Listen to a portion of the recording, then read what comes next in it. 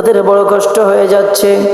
এমনকি পৃথিবীর বিভিন্ন কান্ট্রি থেকে, বিভিন্ন দেশ থেকে যখন তাদের জন্য জাহাজে করে খাবার নিয়ে যাওয়া হয়, খাবার নিয়ে গেলে এই জাহাজগুলো ইসরায়েলের সৈন্যরা এই জাহাজের উপর আক্রমণ করে, তাদেরকে খাবার নিয়ে যেতে দেয় না, ফিরিয়ে দেয়, নতুবা এই জাহাজের উপর আক্রমণ করে মালামালগুলো নষ্ট করে ফেলে।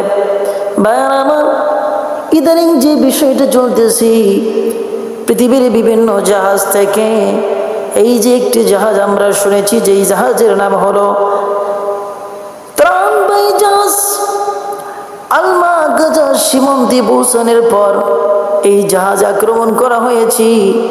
ইসরায়েলের সৈন্যরা, সশস্ত্র বাহিনীরা তারা কি করেছে, ফিলিস্তিনে যেন খাবার না পৌঁছে এজন্য তারা ষড়যন্ত্র করতেছে।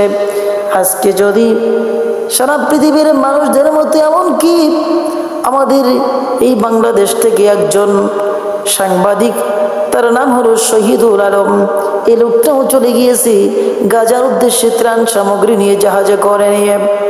তার উপরে বাধা বিঘ্নতা আসতেছে, কিন্তু তিনি বলেছেন যে না, আমার জীবন যদিও চলে যায়, আমি আর ওই গাজা থেকে ফিরে আসবো না, তাদেরকে সহযোগিতার হাত না বাড়ানো পর্যন্ত।